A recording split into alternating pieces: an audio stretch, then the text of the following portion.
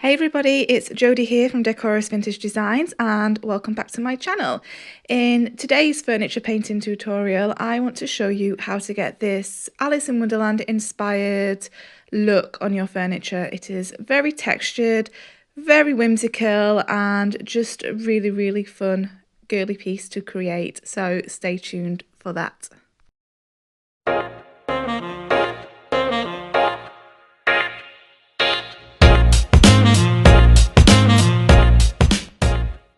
Okay, so to get started with today, I'm going to go straight in with the WoodUBend, and this is the Cobalt Applique. I am heating my WoodUBend up because, as you can see, it bends. It does what it says on the tin, and I'm using some high quality wood glue to stick this on with. So these Cobalt Appliques come in a pack of 2 and they're absolutely fantastic for accentuating corners. I'm going to put one on both sides of this.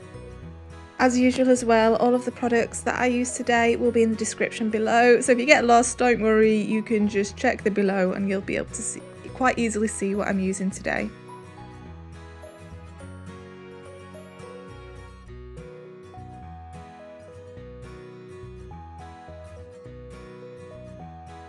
So this is a applique set that comes in a pair called 138, and I am basically now I'm trying to create a frame around my Alice transfer. Here I am using the corner applique, but I'm obviously not going to be using it on a corner right now. I really want to create a kind of crown for the Alice transfer. And another little tip is if you use your hairdryer as you're gluing the appliques onto the furniture, it will make sure it stays bendy and firm to the furniture. The appliques I am using here are a set of 2 called 1723, and now I have moved on to some trim. I think this one is called the embellished trim. Again, it will be listed below, and I'm just going to show you the best way to kind of uncurl this, and it's basically just getting your old hairdryer or a heat gun and just slowly working it. If you go too quickly, then you will find it will snap. That's not a big issue because you can also still work it even if it does snap off a little bit, but just take your time as you heat this up and then you will find that it does start to straighten out. So when I use these trims, I tend to put the glue on the furniture first. It was a really hot day on this day when I was painting, so I did make it a little bit hard for myself. And then I like to continue using the hairdryer and continue working it, because as soon as it cools down, it will become firm, it will stop being bendy. And obviously you have a lot to work here with the trim, so it's super easy as long as you just keep putting heat on it and make sure it stays bendy. It's super easy to use. As you can see, there are a couple of little bits that did snap off there, and again, if that happens to you, don't worry, because you can just grab the little piece and stick it on there, and once it's painted, nobody will notice. Okay, next up is sea spray. You guys know how much I love sea spray. I'm always using sea spray for texture. So I'm using 1 scoopful here, and the advice is to use 8 ounce to 2 scoops, but I'm not going to do that today. I'm just kind of going to measure on a as feel basis. That is just a guideline. You can make it thicker if you want to. You can also make it a little bit thinner, and today I want it quite thick. So when you use sea spray, make sure that you use a brush that an old brush or a cheap chip brush, something inexpensive that you don't mind replacing, because it is hard on your bristles. I'm just going to very gently tap. I'm going to make sure that I cover all of this applique and make sure that there's plenty of texture on there. And I'm just going to keep working this all across this Edwardian set of drawers. So the colour I mixed with sea spray today is Limeade, which is a very soft yellow. It's almost white with just a very strong yellow tinge to it, if I'm being totally honest. And this is just going to provide my base. And yes, I am keeping the pulls on today. I want the pulls to be part of this piece. I generally don't take my pulls off. I tend to like to paint my pulls, and as long as you either slick stick or top coat your pulls, then the paint will adhere and stay on them absolutely fine as well. And if you find your sea spray gets a little bit thick as you get towards the bottom, because maybe it's just drying because like out here the weather is warm, or maybe you just find that there's some more powder at the bottom that hasn't been mixed properly, then don't worry, just keep adding little tiny bits of paint as you go, and just keep mixing that in, and then you will find that that it becomes a little bit looser again. Alright, so now that the sea spray is dried, I'm coming in with Limeade, which is a really, really summery, you know, and spring-like green colour. It's a very, very vibrant pastel green, and I'm coming in with my chip brush. So these chip brushes are very, very cheap, I can't get my words out, inexpensive brushes, and you can either get the premium ones from Dixie Belle or the cheaper ones. I would probably suggest the cheaper ones if you're using texture additive, but if you are wanting to actually do what I'm doing here, then I would recommend the premium ones. So now I'm also coming in with some soft pink and some apricot. So the Limeade is going to be at the bottom of the piece, and I'm working the soft pink and apricot into that, and I'm just working it upwards a little bit. I am using a technique here called dry brushing, although I'm not using any water, shall I say, today, and I am basically just blocking out my colours right now and just making sure that I'm getting the colours where I want them to be. I'm not concerned with blending them right now or anything like that. I just want this to be a very, very pastel-y piece with plenty, you know, I want whimsy to meet rustic, and so right now I am just planning out where I want my colours. Alright, so this is blueberry now. This is a really soft blue colour with, as you can see, a tinge of purple to it, and I'm blending that into the soft pink. So I guess what I'm thinking here right now is I'm thinking of a field, so the Limeade might be the grass and the blueberry is going to be some of the sky, and the pink might be flowers. I don't know.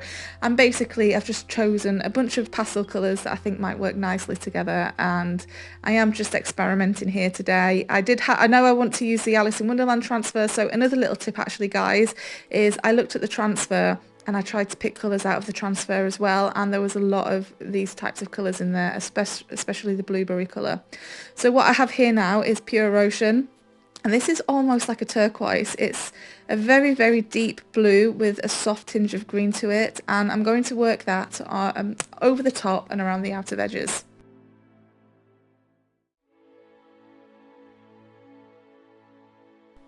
I am using a separate brush for each colour because, as I say, right now I am not concerned with blending.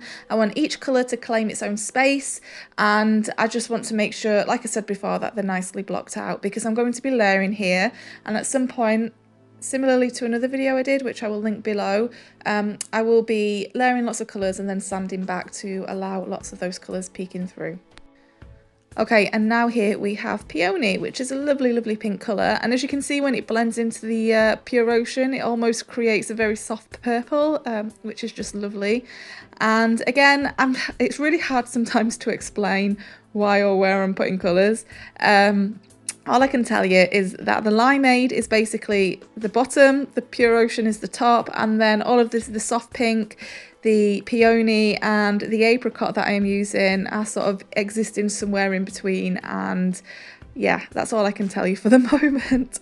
Though I really, really recommend that you just grab colours that you like and that you just layer them and blend them and experiment so that you can start to see what works, and that's really how you get experimental. So here now I'm using some more soft pink. So what I did decide is, so where the Alice transfer is going to be going, I want that to be highlighted. So I don't want any dark colours there. So now I am coming in with soft pink, and I am basically creating a bit of highlight in there in the middle. And by that I mean I'm using a lighter colour and keeping the darker colours all around it.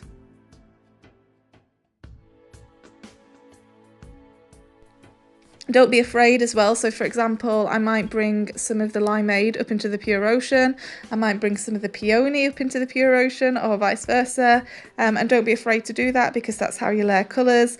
And I would also recommend letting the paint dry between each layer so that you don't get any crazy blends. The way to layer colours is to let it dry, layer another colour on top, let it dry, and then layer another colour on top, and it will look like a crazy hot mess for a while, but that's part of the process, and it will all come together in the end. Guys, just a quick reminder as well, I post weekly YouTube painting tutorials, so make sure that you click that bell to notify you whenever I post a video so that you don't miss out.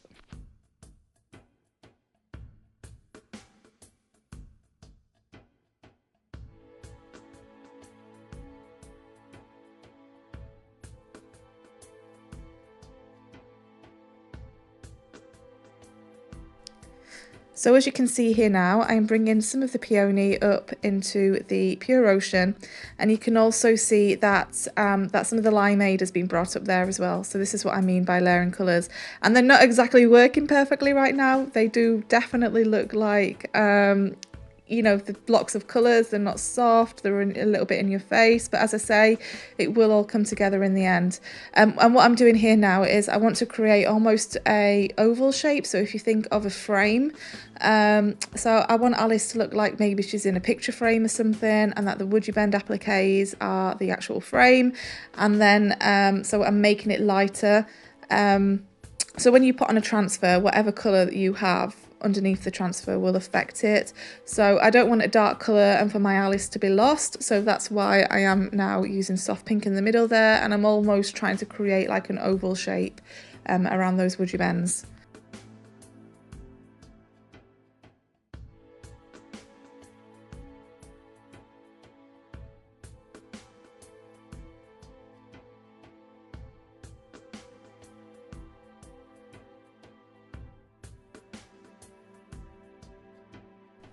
Alright, so this is all dry now, and I have some 180 grit sandpaper, and I'm basically just going to sand this all back, and I'm just going to create some texture so it doesn't look too pretty. And yeah, I always love texture and I love layered colours, so it's just my kind of style.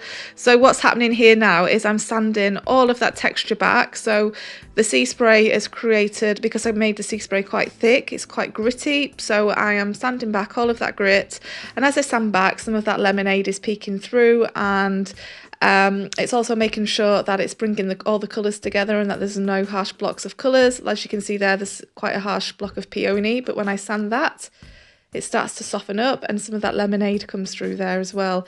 So as I say, I absolutely love layering colours, and I love this process because you can just get kind of crazy with your colours, and then when you sand them all back, it's just amazing to see them all work together.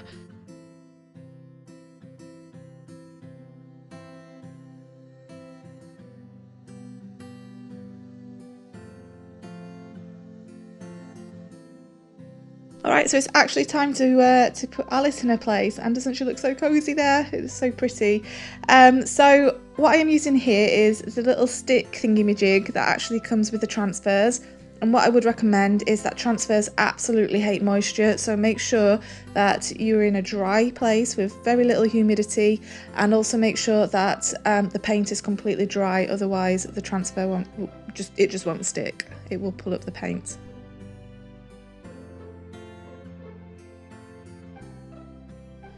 Very, very slowly work your transfer. I'm not always the most patient person, but you have to be patient when working these transfers. Make sure that you stick it on and that you rub out any air bubbles, and then just work from whichever angle you want to work from. So I'm obviously working from the top here, and as I go down I am just slowly peeling that film off and making sure that all of the transfer is stuck down nicely. If you go in there and you just do it too quickly, you'll also find that it won't be stuck properly, and that you will have big gaps in your transfer when the transfer is pulled up. So as I say, just take your time, there's no rush with this at all.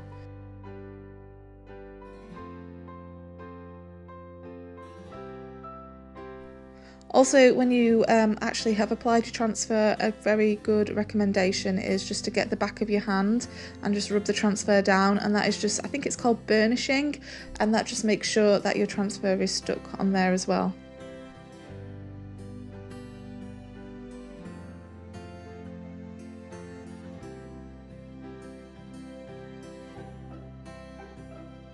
Okay, so you guys always ask what I do with the top. With this one, it was quite the headache. It had loads of weird random blocks of wood stuck on top, so I took all those off, and then I gave it a really good sand because there was a lot of old glue on there, and I just sanded it all down to the grain. And then what I decided to do is use some Voodoo gel stain, which is a water-based gel stain. The colour I used was White Magic, and I'm using one of the Dixie Belle applicator pads for this as well, just to rub that on. Because this is the first layer, I am not worried too much about it being perfectly smooth, because what I want to come in with almost like a weathered, lined look. So right now I'm just getting the gel stain on there and just making sure that there's good coverage and it's nicely in the grain. Okay, so now I've got my Limeade and some kitchen towel and lots of water. So I'm spraying my brush to make sure that the brush is really, really wet. And I've also sprayed the top of this, and then every time that I apply the Limeade, I am rubbing it down with some kitchen towel. This is called a water stain, and it's just a really, really perfect way to get a very soft weathered look. So I still want some of the white peeking through on this. I just want the Limeade to be very, very soft. And because there's lots of water involved, and because I am continuously drying it with kitchen towel, you can also use a rag, by the way, you don't have to use a kitchen towel. You could also pre-water your Limeade down if you want to as well, but it just gives me plenty of time to work it.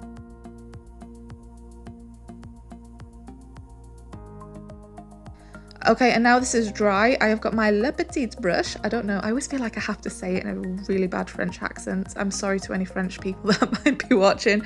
And I also have some Best Dang wax in brown, and I am putting this all around the edges. And then I'm grabbing my kitchen towel again, and because the wax is water-based, I can grab a kitchen towel or a damp rag, and I am then just rubbing that down to make sure it's nice and soft, because I just want it to look nicely and softly aged. Okay, now this is totally dry. What I'm coming in with is the Satin Top Coat with a mini brush. The mini brush is a synthetic brush, which means and because it is very, very soft, it will mean that there is fewer brush strokes and it will be more self-leveling. And I am just basically protecting the top and all of my piece with this Satin Top Coat, which will also give it a very, very soft, delicate sheen. I will apply 2 coats of this just to make sure that it is completely sealed. I want to make sure that my transfer is going to stay there forever, and I also just want to make sure that because the top is high traffic, that it's not going to get scratched at all, and that I have peace of mind that when my customer, whoever buys this little piece, probably a little girl, that, you know, when they're messing around on top there, that it won't get scratched. Alright, and then to finish this piece, I have gold gilding wax, and just using my fingers, I am applying all over the appliques, and I'm going to apply it over the pulls as well. I am not completely covering the appliques. I want to make sure that some of the rustic texture that I have on there and the built-up colours are going to be peeking through as well. It's also a good idea, I find, to put on a water-based product first, such as the Satin Top Coat, and then apply the gilding wax over the top afterwards, because the gilding wax is oil-based and the satin won't sit on top of that at all. It will just completely wash straight off, because obviously water and oil don't mix. So I always go in with the water-based products first and then come in with my oil-based gilding wax at the end there. Okay, really hope you guys enjoyed this video today. Isn't this piece perfect for a little girl's bedroom, a true Mad Hatter's tea party? If you guys enjoyed this video, let me know in the comments, and I would love to hear whether or not you are going to try a piece like this. Have a wonderful day and happy painting. Bye bye.